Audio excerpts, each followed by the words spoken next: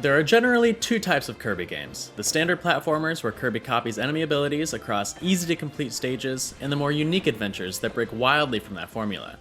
Kirby's Return to Dream Land has been solidly in the former camp since its original release on Wii in 2011, making its deluxe re-release on Switch recognizable in more ways than one. Strong platforming fundamentals, creative late-game level design, and some worthwhile new content still make it worth revisiting, but it's a more appealing package for newcomers than those who have already gone on the original adventure.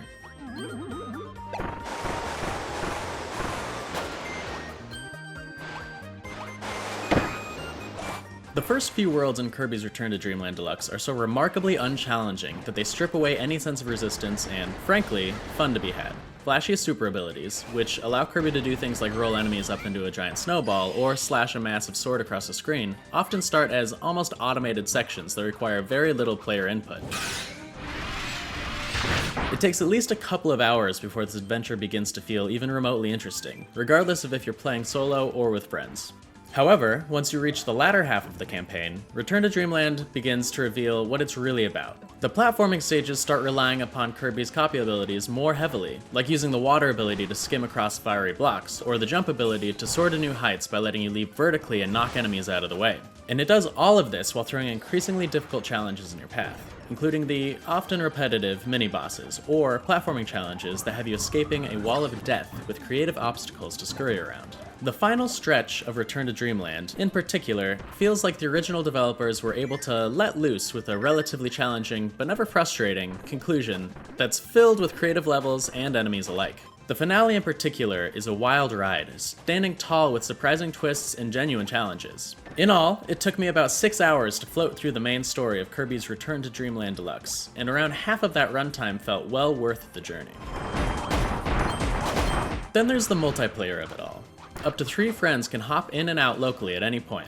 They'll play as either Meta Knight, King Dedede, or Bandana Waddle Dee, who essentially take on one distinct copy ability apiece and can stack on top of each other, or be carried across stages. Playing with this many players blunts some of the finer details of the level design, as it quickly becomes a chaotic game of trying to clear enemies and get to the goal first.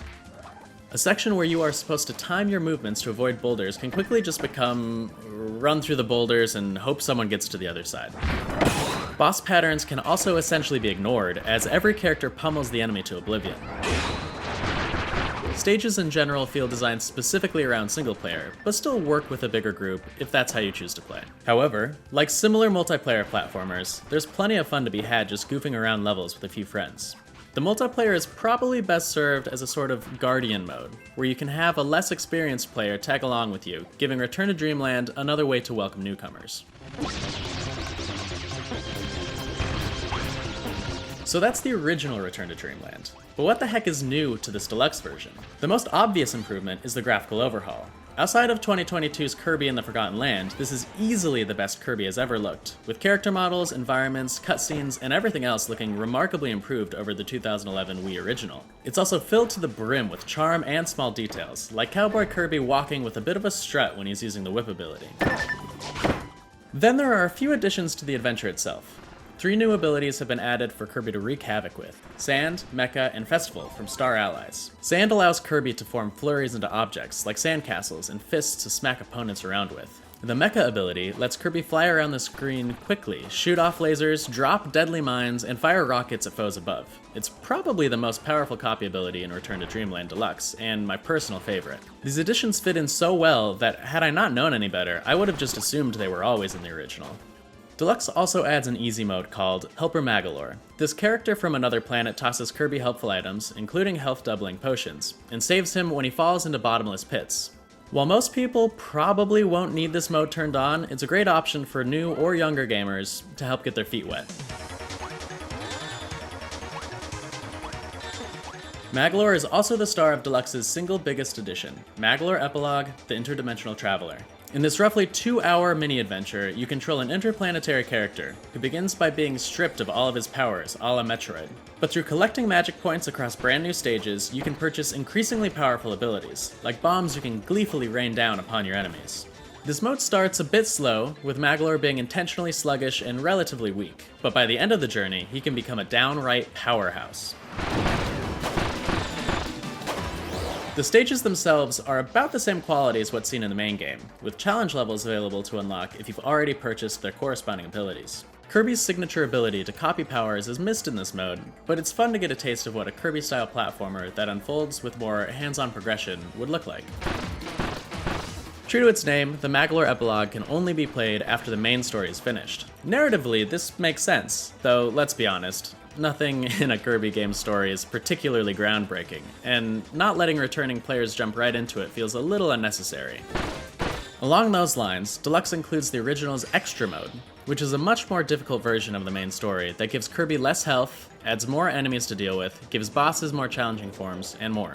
However, it also can't be accessed until after the main mode is finished, which seems silly for a deluxe version that plays almost identically to the original. There's also Arena Mode, which similarly unlocks following the main story as a boss rush of sorts, to further test your skills, as well as new Merry Magoland, a theme park filled with sub-games that pit you against other players. In the original Wii version, Magolor's ship housed several of these minigames, but now they also exist in this colorful area, and there are 2 new minigames to play around with in addition to the original 8. The minigames themselves are well made, but relatively shallow, reminding me of the time I spent playing Pokemon Stadium's minigames with my friends as a kid.